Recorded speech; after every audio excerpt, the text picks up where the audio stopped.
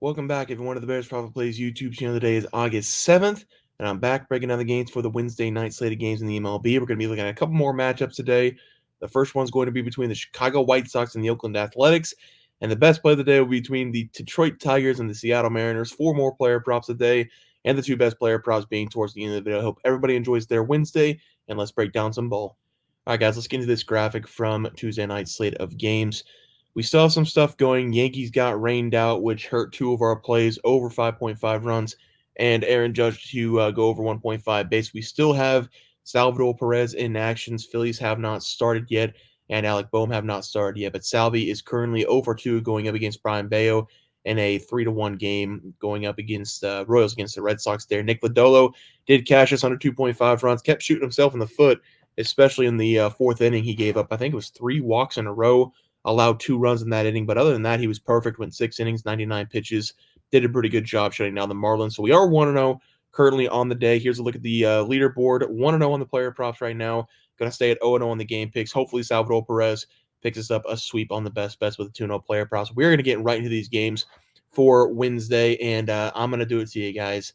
We're going to go in the mud just a little bit. We're going to be looking at the Chicago White Sox going up against the Oakland Athletics. Typically, you guys know I would never talk about the Chicago White Sox. I don't even recognize them as a team most of the time, but we have several games in the MLB on Tuesday night. They're in rain delays or will be in rain delays, and I wanted to make sure that we have games that are in play for tomorrow. We also have history in the making for the White Sox. They have lost 21 consecutive games, not counting the game on Tuesday night going up against the Athletics. They are about to start that game in about 10 minutes, but if the Chicago White Sox were to lose that game, and they are heavy underdogs in that game tonight going up against the A's, they will have lost 22 consecutive games, making this game tonight number 23 in a row if they lose to the Athletics. In the current modern era, since 1900, the Phillies of 1961, they hold the longest losing streak of 23 consecutive games. So this is for the tie, dating back to all the way to 1961. I'm going to see if I can maybe work some magic here and take the White Sox on the money line as the play. My advice is to not take this play because they have lost 22 consecutive games. I don't recommend anybody putting currency on this game, but because of the streak and because of the White Sox, they've lost 22 games in a row if they lose on Tuesday night. They are beyond due for a bounce back win. It would help if they were the equivalent to a major league team, but the players they have on this squad, they're not good.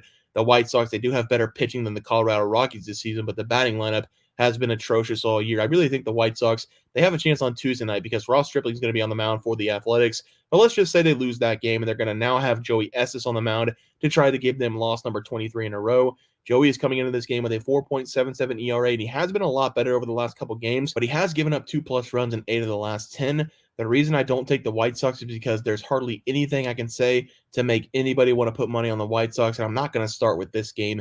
The only reason I'm taking the White Sox in this game is because maybe if somebody believes in them, the miracle will happen and they can win a baseball game. They're going to be throwing out Davis Martin, and I have not seen this guy pitch this season because I don't hate myself enough to watch the White Sox play, but the numbers for him in only 2 games this year, he has a 7.11 ERA. He's given up 5 runs over 6 in the third inning.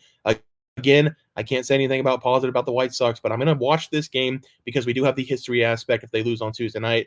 They're going for loss number 23 in a row. I'm going to take them here on the money line as the play. And again, the only positive thing I can think of for the White Sox is they have one good player, Luis Roberts Jr. I'm going to take him in this one over 1.5 bases as the graphic play. This is the only bright spot. And the White Sox, they decided not to trade him at the trade deadline. And he's going to be going up against Joey Estes. He's going to be a favorable matchup because he throws the fastball 55% of the time this year. Luis Roberts on the season, he's hitting the fastball pretty well. He has a batting average of 259, but in his career, the fastball has been the best pitch that he hits. Last season with the White Sox, he had a batting average of 317 against the fastball. A year later, he had a 315 batting average. In 2021, he had a 338 batting average. So you can see the trends here with the fastball. I do think he's a very good player. And again, Joey, he loves to throw that fastball. We should see a lot of opportunities in this game for Luis Roberts. I'm going to take him over 1.5 bases as the play, and then the White Sox for the money line as the other play for this game. Let's go over to the best play of the day. We're going to be looking at the Detroit Tigers going up against the Seattle Mariners. We have a couple teams who don't like to score runs. We also have a couple teams throwing out some really good arms. We also have the sportsbook putting out a little bit of a challenge for everybody, setting this over-under at 6.5 runs. I'm going to be taking the challenge. Give me the under 6.5 run score in this game as the play for the Detroit Tigers. They're going to be throwing out one of their Cy Young favorites this season in the AL, and Tariq Skubal. And for the Mariners, they're going to have a really good arm as well. And George Kirby, the Mariners on the season, they've been one of the best teams in baseball with the team ERA, having the best rotation in baseball in my mind. George Kirby's also been a machine for the Mariners over the first 3 seasons of his career, having no worse than a 3.39 ERA and a 1.21 WHIP.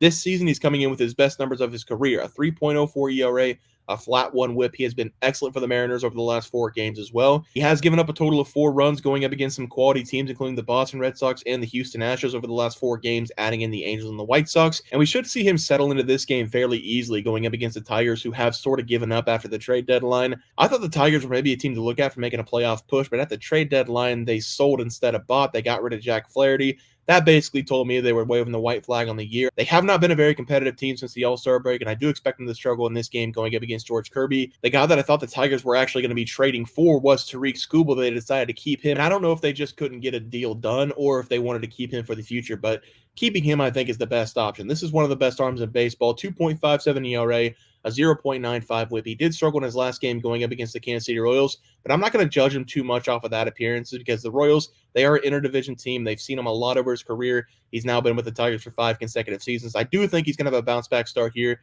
going up against the Mariners, who do struggle putting up runs, even though they did get Randy Arozarena and Justin Turner at the trade deadline. 2 quality gets on the trade deadline, but it really hasn't made much of a difference.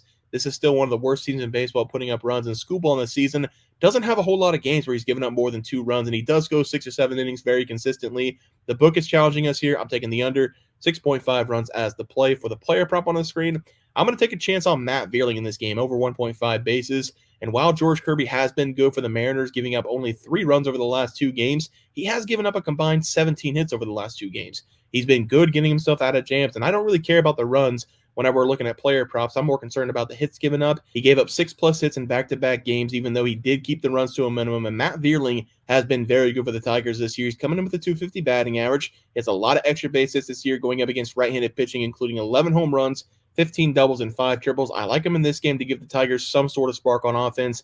Give me the over 1.5 bases for him. Let's go over to the best player props of the day. We're going to start with Freddie Freeman of the Dodgers to go over 1.5 bases going up against the Phillies. I like the matchup in this game with Shohei Ohtani, but I love the matchup in this game for Freddie Freeman. Both of them being lefties going up against the starting pitcher for the Phillies and Tyler Phillips. Shohei Ohtani is really good against the sinker, one of the best hitters in baseball going up against that pitch. But I like the numbers for Freddie just a little bit more because he has a very good batting average against the sweeper this season and the fastball. We're going to start with the numbers for Tyler Phillips, and he has been really good for the Philadelphia Phillies in his prior 2 games before seeing the Seattle Mariners. The Mariners, I just talked about them. They're not a team that puts up a lot of runs, but against Tyler Phillips, they had everything working. They put up 8 runs in just 2 innings of work the last time they saw him. That brought Tyler Phillips' ERA from a 1.80 to a 4.39 on the season.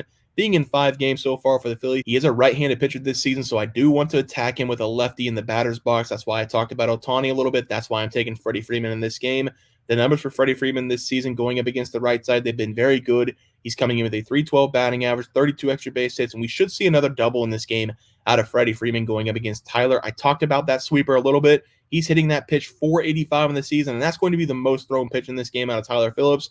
We can also add in the fastball for Freddie Freeman. He's hitting that 308 in the season. And hopefully, that's the pitch that we see more in this game because against the sinker, Freddie Freeman's actually not very good. We are going to have really good odds of nearly 50% of the pitches thrown in this game. Freddie Freeman, he crushes them over 300 batting average on the season. I like those chances, especially with the quality hitter that Freddie Freeman is. I'm taking him over 1.5 bases as the play there. For the pitching prop tonight, I talked about it last week. I'm going to talk about him again here. Give me Paul Blackburn to go under 2.5 runs going up against the Rockies. This game's going to be in Colorado, but I'm assuming it's still going to be under 2.5 runs because Paul in his debut with the Mets, he was really good. He got a new team. Now he has a brand new lease on life, going 6 innings in his opening day game against the Angels, only giving up 1 run. And if you remember before that start with the Mets, he went up against the Angels in his last game for the Athletics. He gave up 4 runs in that game. So maybe it's just a different team making the difference here. I think he's going to go into this game with a lot of confidence like we saw in that game against the Angels and have another great performance for his new team.